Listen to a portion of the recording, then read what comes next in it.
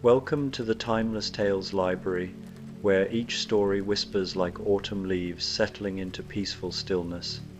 I'm Oliver, your midnight curator, and tonight I've gathered a tender tale to unravel the knots in your mind and guide you down the soft path to slumber.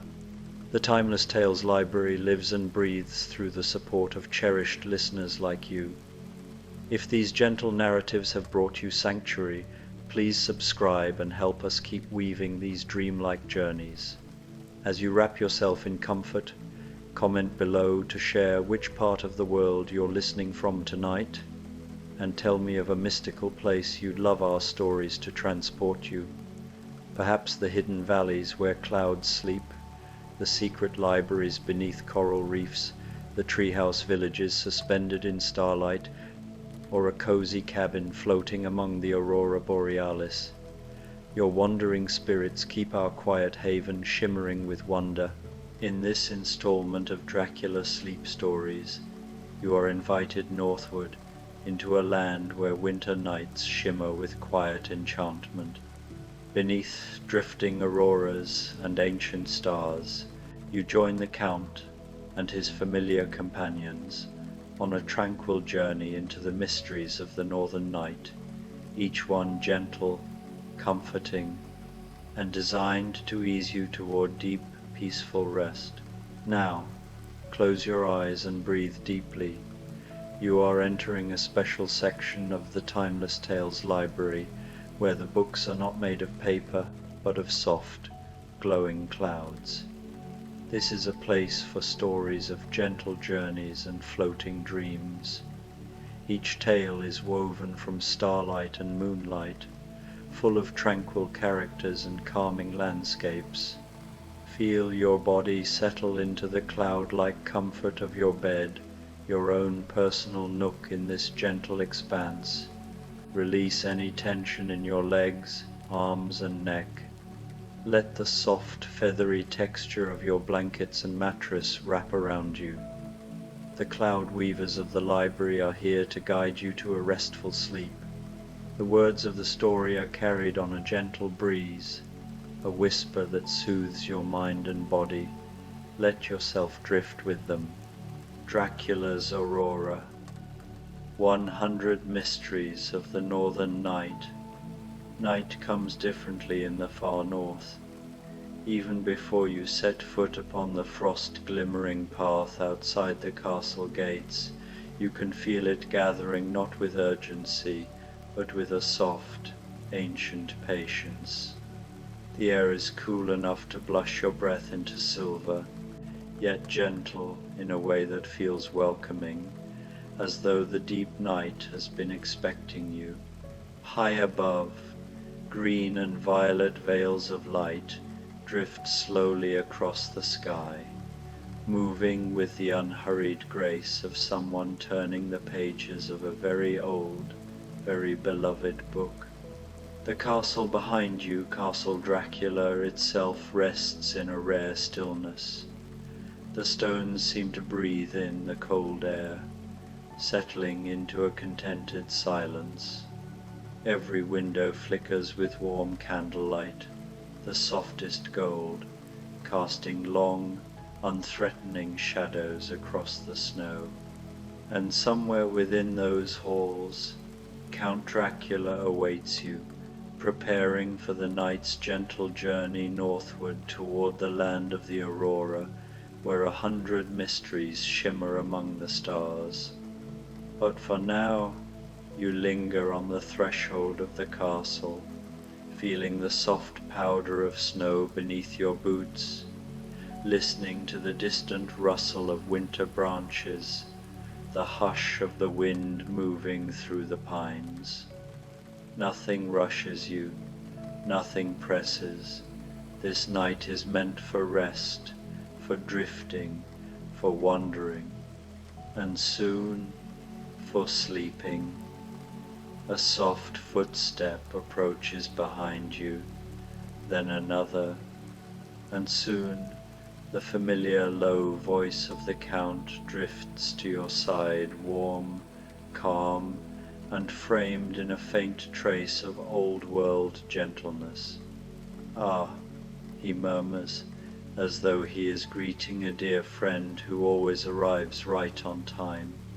"I see you are already listening to the night."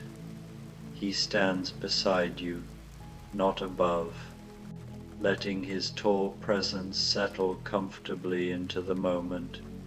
His long cloak trails lightly across the snow. Good. The northern journey rewards those who listen. You turn to him, feeling the smooth ease of his calm. His dark hair reflects a faint glimmer of aurora light, and his eyes, those deep, ageless eyes, hold no menace, only a quiet, contemplative knowing. "The auroras are strong tonight," he continues, tilting his face toward the sky where ribbons of light drift and fold. "They will guide us more gently than any lantern." He glances at you again. "Shall we begin?" There is no pressure in the question, only an invitation. When you nod, he offers you a slow smile, small but sincere. "Excellent." Together, you walk toward the path that meanders down from the castle and into the forest beyond. The snow-covered path is wide enough for comfort and soft enough that each step falls with a muffled whisper.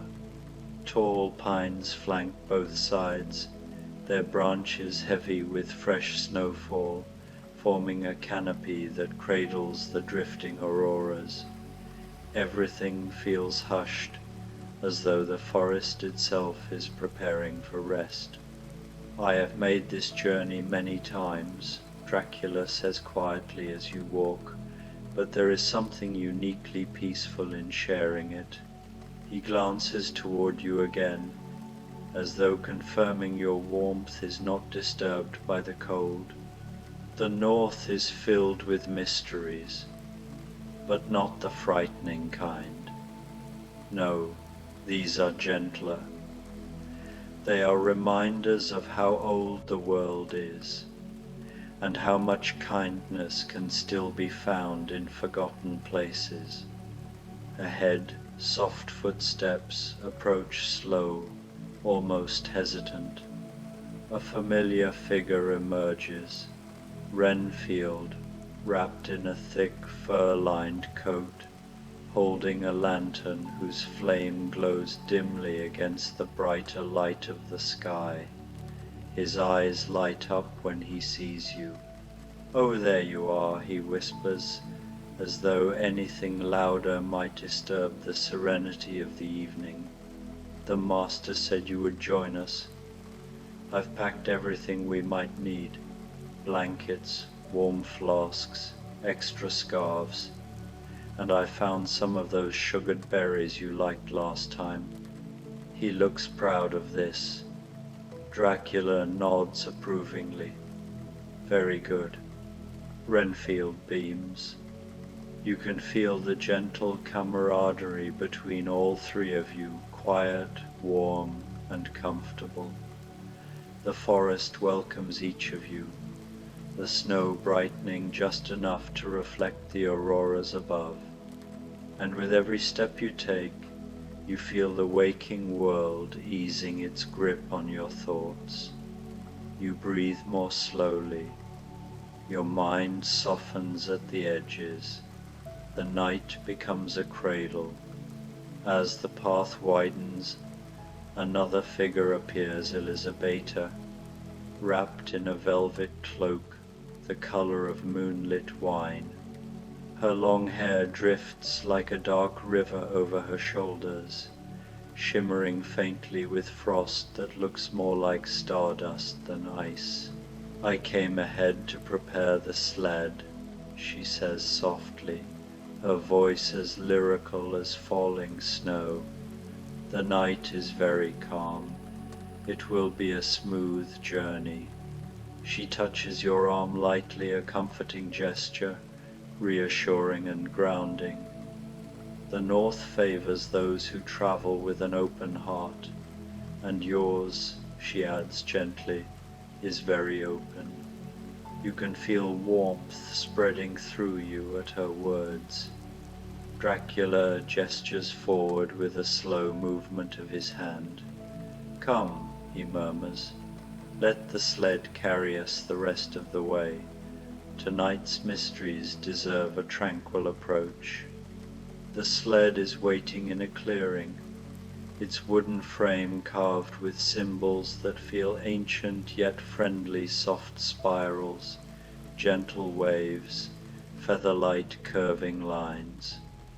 A pair of elegant spectral horses, white as northern frost, stand patiently at the front, their manes drifting like moonlit mist.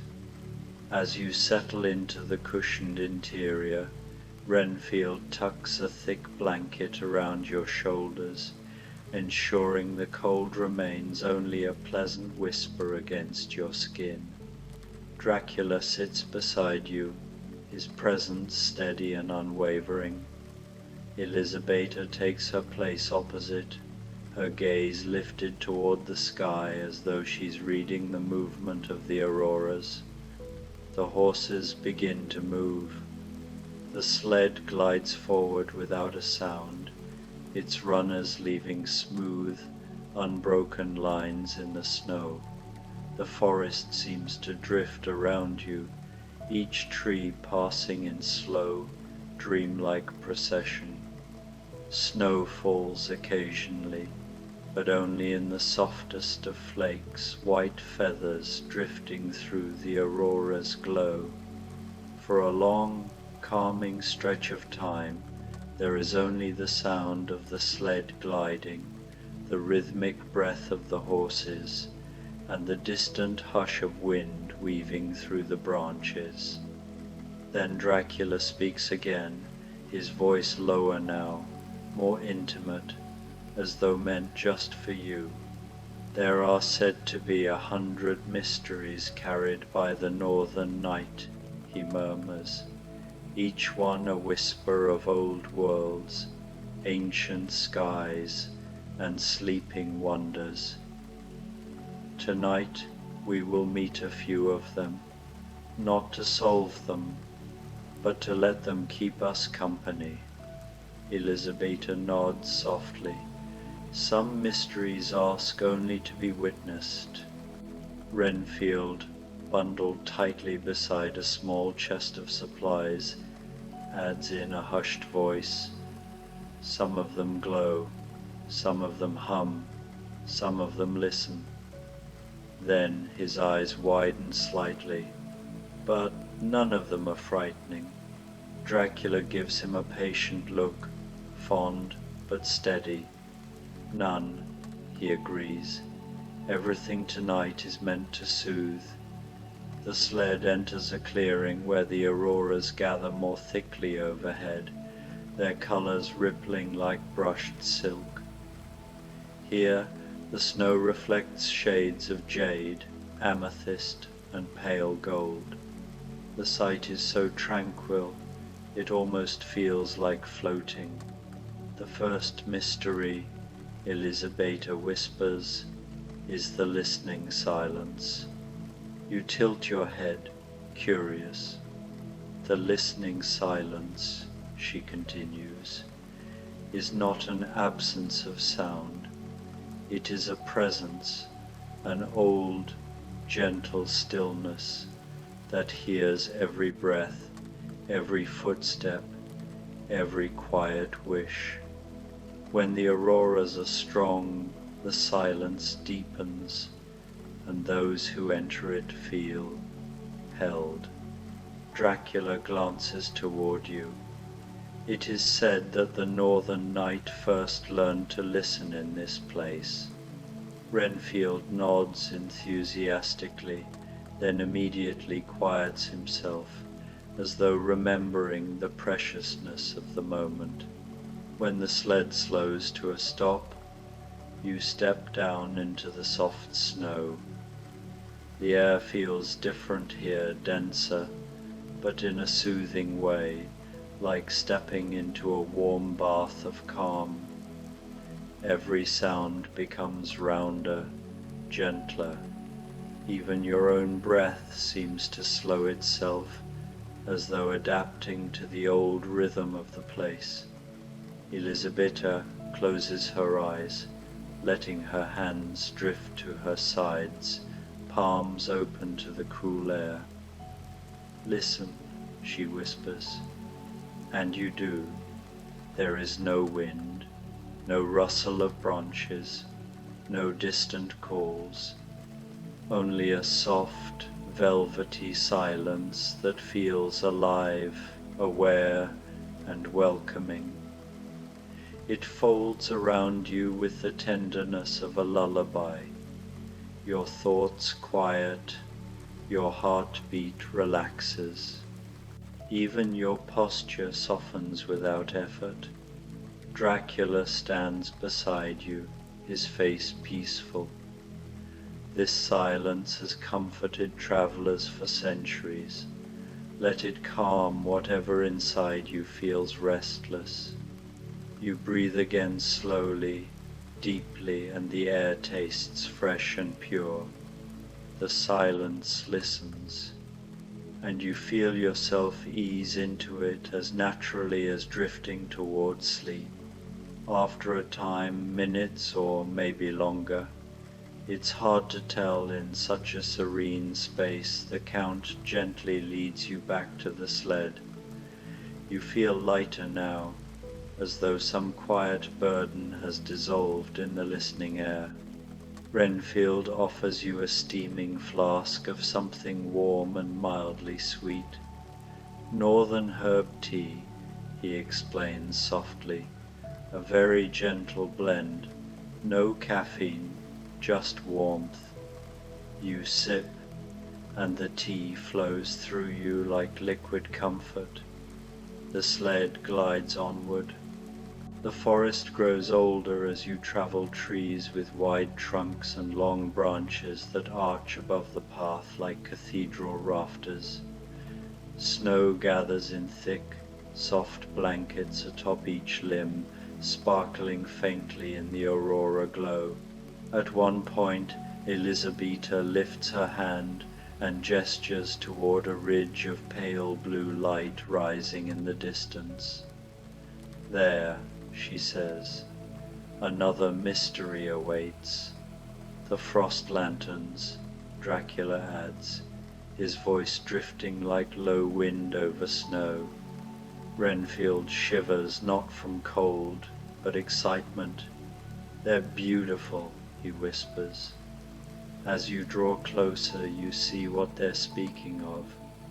Tall structures of ice, shaped by the wind into slender towers that glow from within. Their light is a soft, gentle blue, pulsing faintly like a quiet heartbeat. These lanterns, the Count explains, are formed when the wind of a northern storm passes through caverns beneath the snow, singing as it moves. The sound shapes the ice, and when the aurora touches them, they remember the song. Elisabetta adds, if you listen closely, you might hear an echo. Renfield cups his ear exaggeratedly, then immediately softens, realizing the moment calls for gentleness.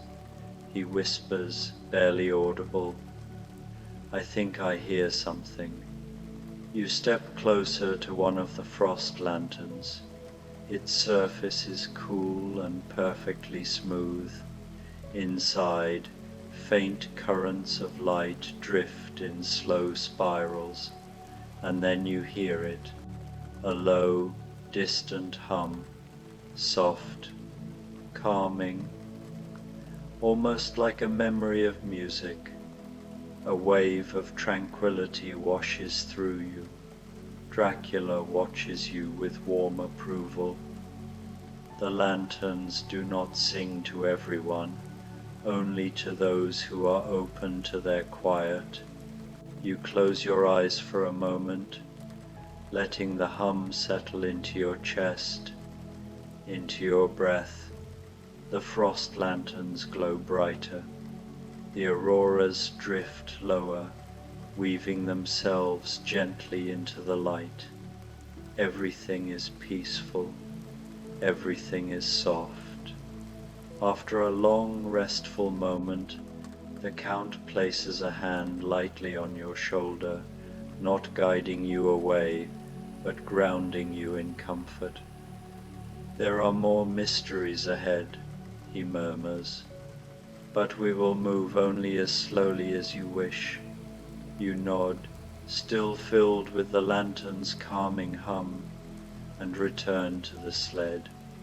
The journey continues deeper into the north, and the air takes on a faint crystalline shimmer as though made of powdered stars. Renfield hums under his breath off-key but soothing in its own innocent way. Elisabetta watches the horizon with serene attentiveness. Dracula reclines slightly, his cloak gathered around him, his posture relaxed in a way that makes him seem both ancient and freshly at ease. You are adapting beautifully, he tells you in a low voice meant only for you. The north can be overwhelming to some, but you move with it. You feel warmed by his words. Ahead, the landscape opens into a wide expanse of untouched snow, where the auroras spill downward like glimmering curtains. At the far end stands a solitary stone arch, tall, graceful, and half buried in frost. The Dream Gate, Elisabetta whispers. Renfield nods gravely. A very gentle mystery. Dracula's expression softens. Indeed. The sled comes to a slow stop near the arch. You step down once more, the air around this place warmer than expected, as though the snow itself radiates comfort. The Dream Gate, Dracula says, is older than I am, older than the first stories of these lands. It marks the boundary between waking wonder and dreamlike quiet. Those who pass beneath it do not sleep, but they drift. Their thoughts loosen, their hearts lighten. Elisabetta smiles faintly. It is a place where the world exhales. The arch glows faintly with pale aurora light, as though infused with the sky. Walk through it, the Count encourages gently. There is nothing to fear, so you do. As you pass beneath the stone arch, a soft warmth rises around you, like stepping through invisible candlelight. A mild tingling spreads through your arms, your chest, your back, pleasant, calming, familiar in the way a memory might be. Your mind softens even further, drifting, floating. The air feels padded, as though coated in down. Your thoughts slow into long, gentle waves. On the other side, the world looks the same, but feels softer, quieter, more dreamlike. Colors seem to glow more warmly. The auroras move like lullabies. When you turn back, Dracula and the others are watching you with warm approval.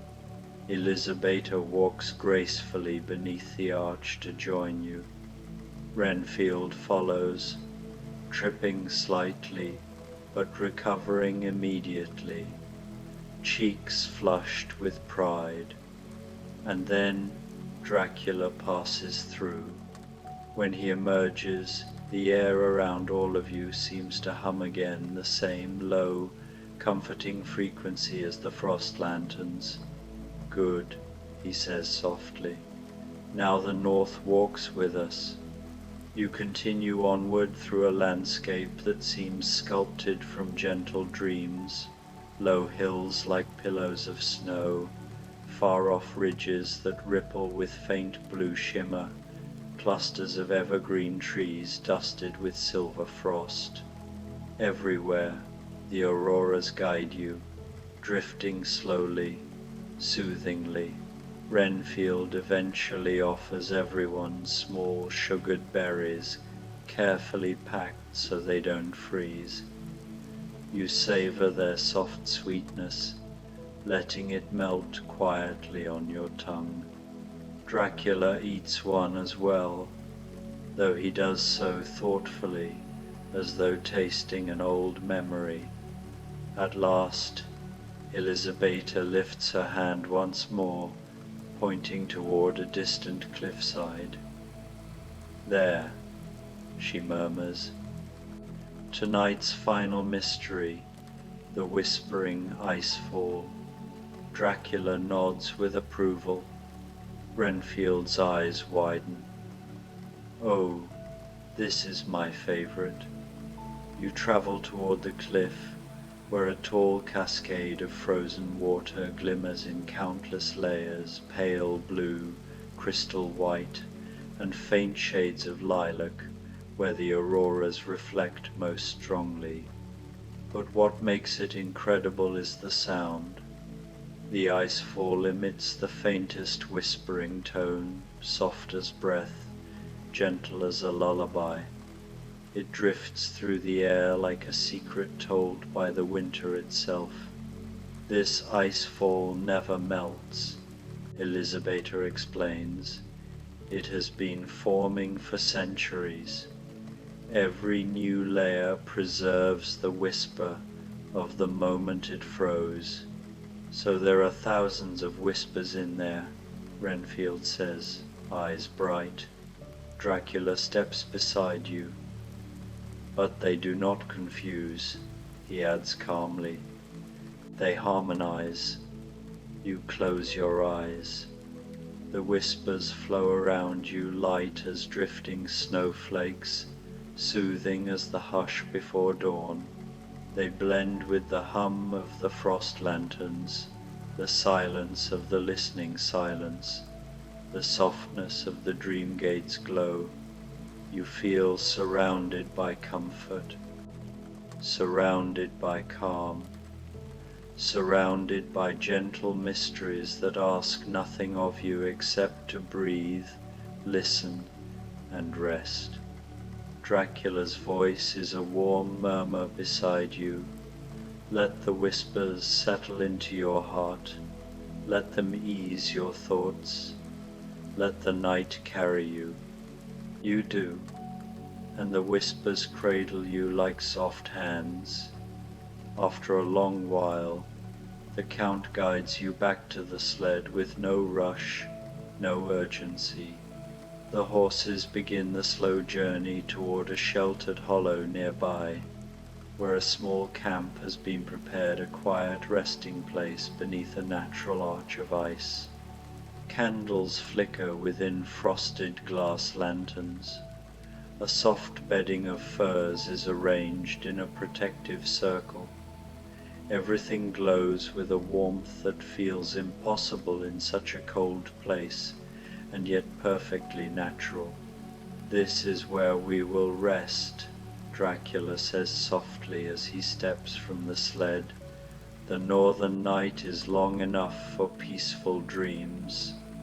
Elisabetta smooths the blankets, ensuring the bed is inviting.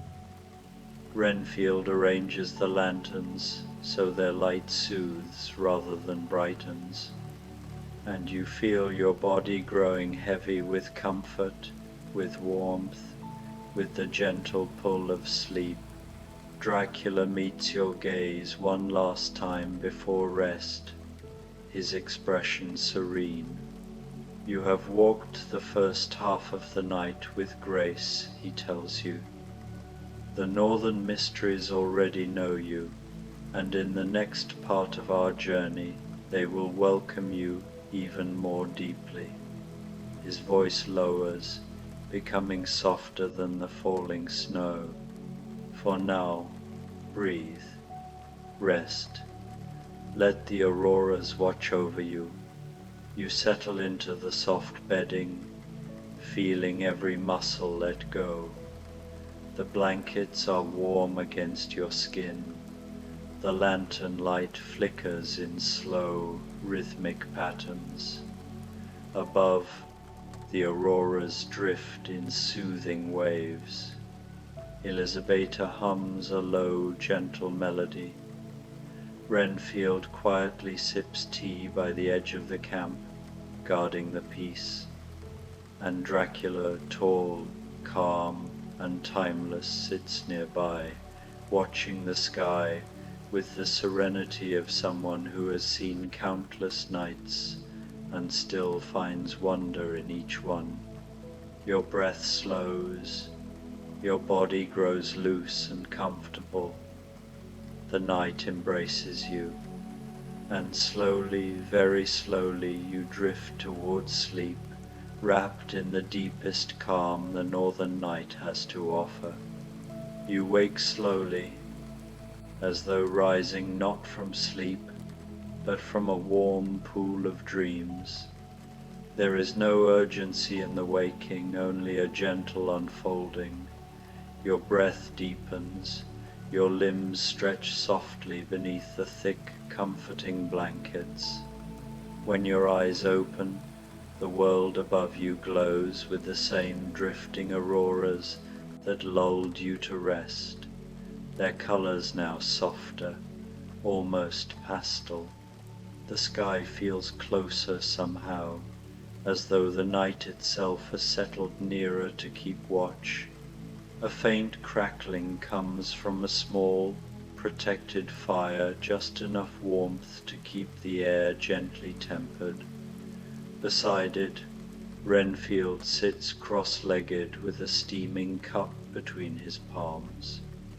He notices you stir and smiles with hushed delight.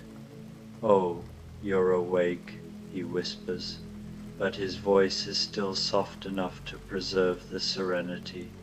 "We didn't want to disturb you. You slept very peacefully." His pride feels like that of someone tending a precious treasure. Elizabeta is not far, her cloak gathered around her as she gazes upward, humming a melody so delicate it might be mistaken for the breeze. Dracula sits beside her, tall and silent, hands folded, his posture dignified even at rest. But he turns his head when he senses you stirring, and warmth softens his expression. "Good," he murmurs. "You have awakened at the perfect moment. The night deepens now, and with it, some of the most tranquil mysteries reveal themselves." He stands with fluid grace, gathering the edges of his cloak. "We will travel more slowly this time. The deeper night requires no haste." Renfield quickly sets aside his cup to pour you your own, offering it carefully with both hands. "It's the same herb blend as before," he says proudly, "very mild, very dream-friendly." Elizabeta approaches, her steps silent upon the snow, and places her hand lightly on your arm. "You slept beautifully," she says, her voice a soft ribbon of sound. "The northern night favors those who rest." As you rise, the cold air brushes your skin, but it's gentle, almost affectionate. There is no bite to it, only the sensation of freshness, like cool silk.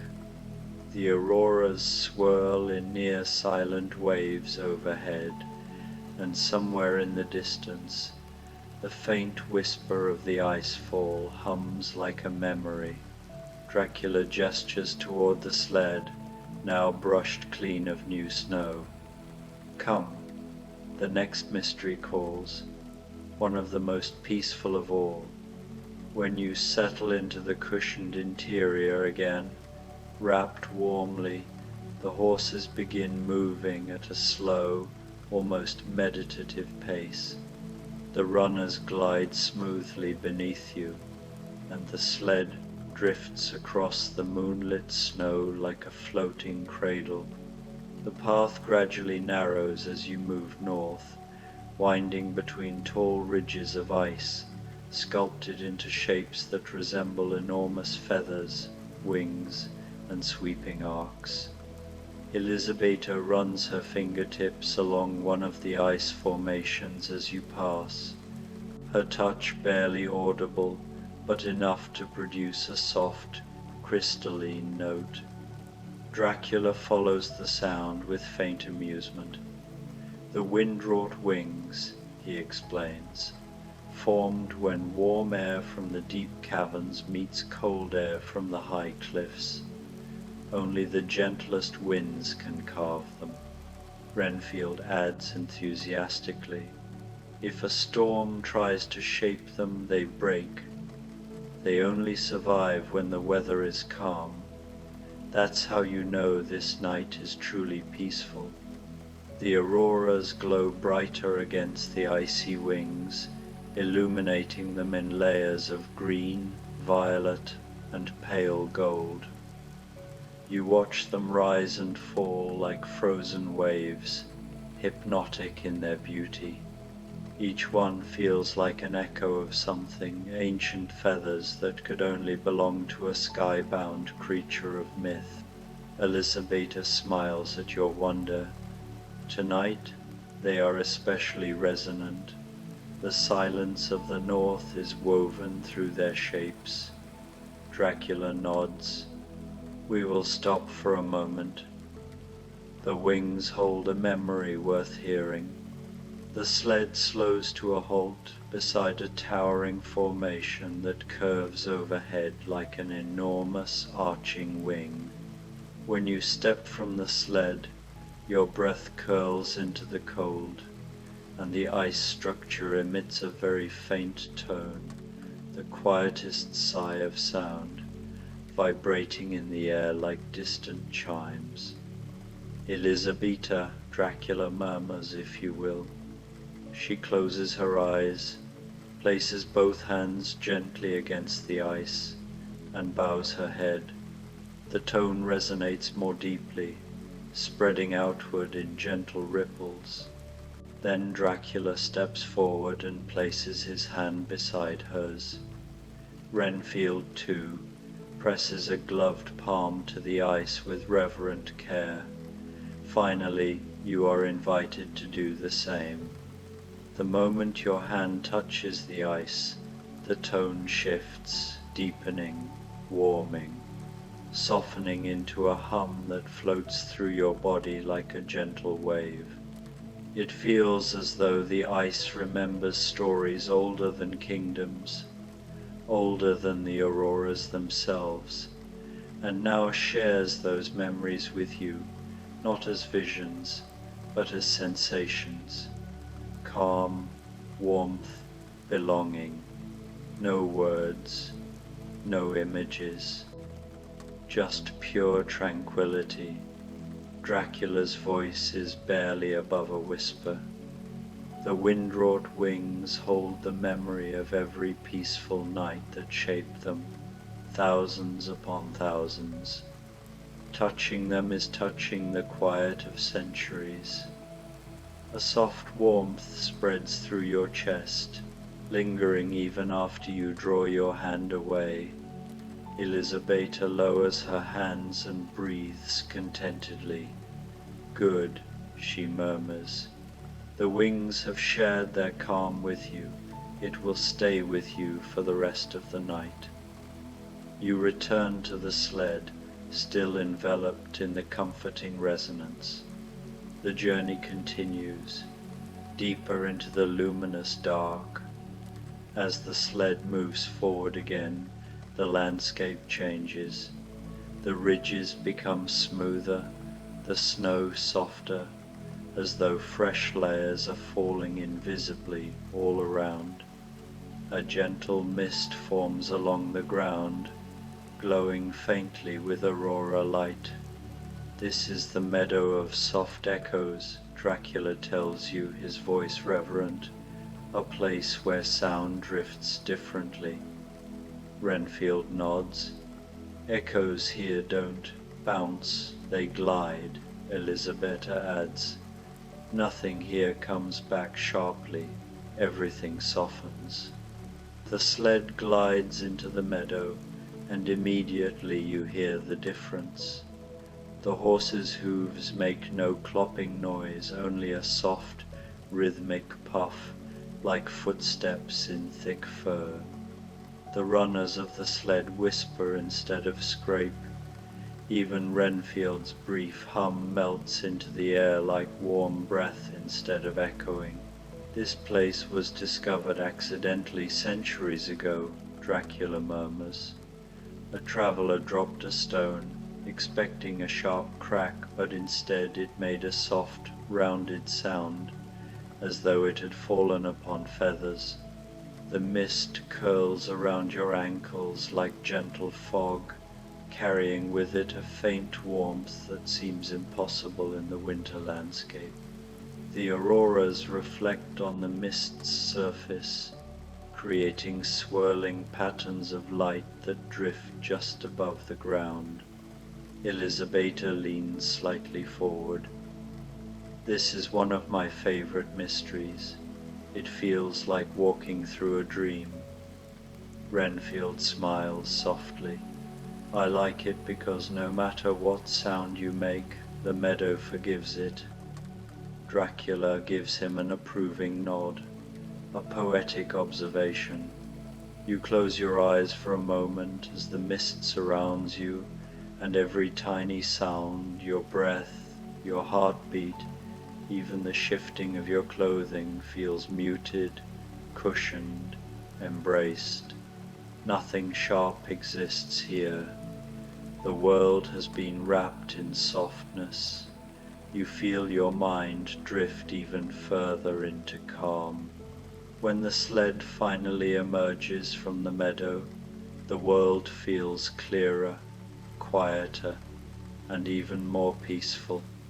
Not far beyond the meadow, the path rises gently, leading toward a plateau blanketed in snow that glows faintly blue.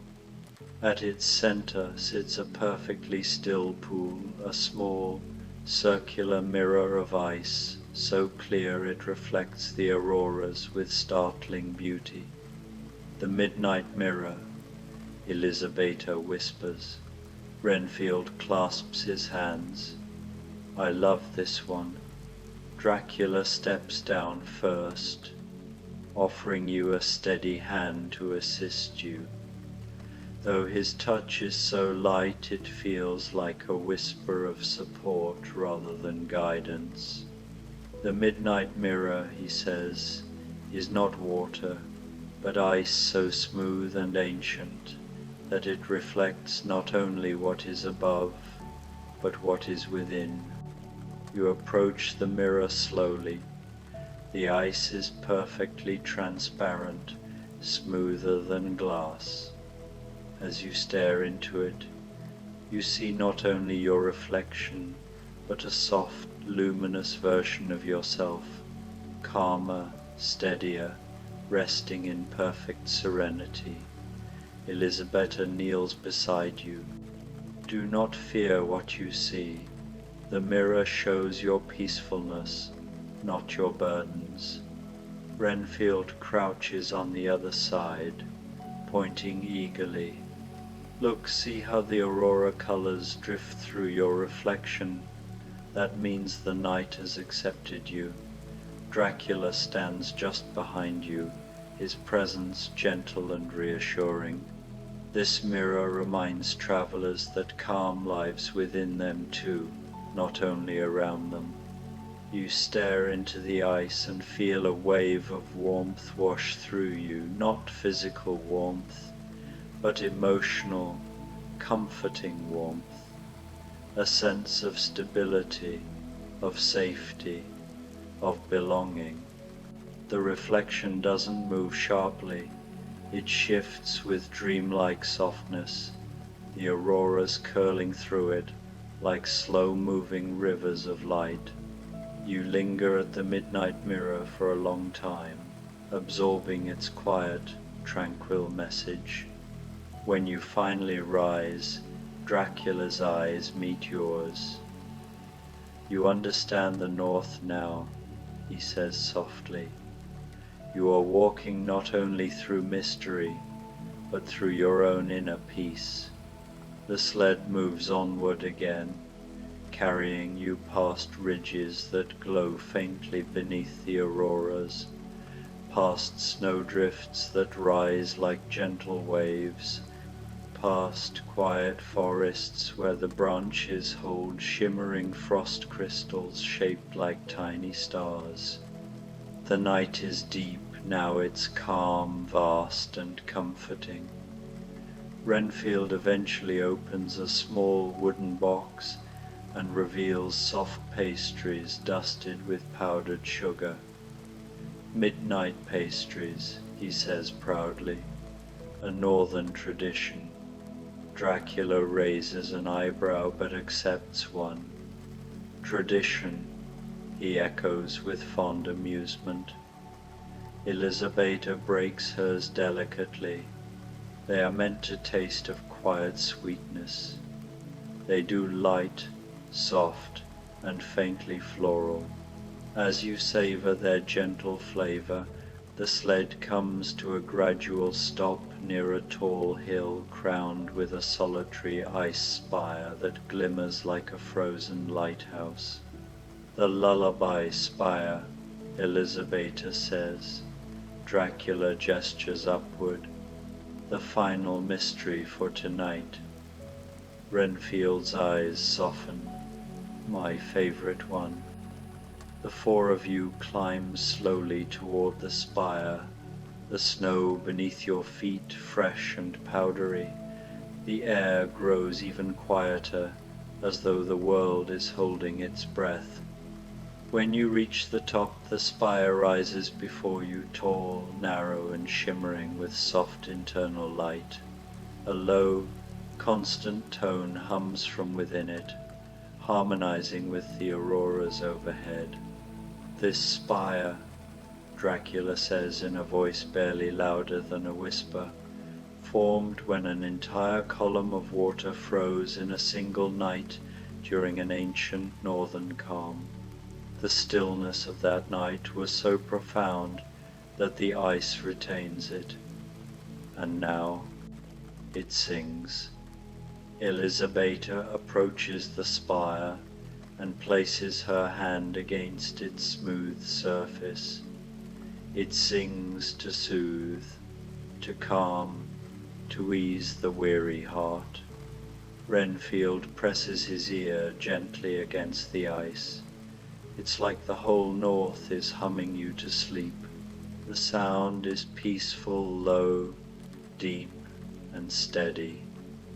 It vibrates softly through your bones, relaxing every muscle, slowing every thought.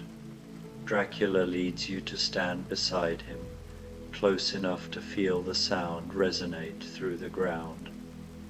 Listen, he murmurs. This is the voice of the northern night, the culmination of its mysteries. Let it carry you. You close your eyes. The lullaby spire hums. The auroras drift in slow waves. The night wraps around you with a softness richer than any blanket, and you feel yourself drifting again, this time not into sleep, but into a deep, serene stillness that feels like the very essence of rest. Dracula's voice comes through, barely there, a gentle guide. Breathe. Let the calm settle into you. Let the night finish its story. The hum softens, lowers, warms. Your breath deepens. Your mind unwinds. You could stay here forever. After a long time, minutes, or perhaps hours, the hum becomes a memory that echoes inside you even after you step away from the spire. The sled carries you back through the glowing landscape, but the mysteries you encountered no longer feel like distant wonders.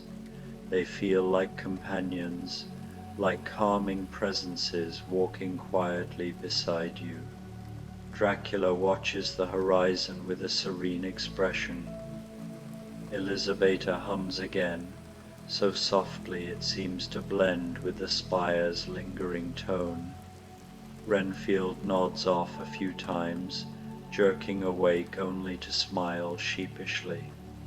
When you return to the sheltered hollow where you first rested, the fire has been rekindled. Fresh blankets await. The lanterns glow with warm gold. This, Dracula says as he steps from the sled, is where our journey ends for tonight. The last of the mysteries has been shared.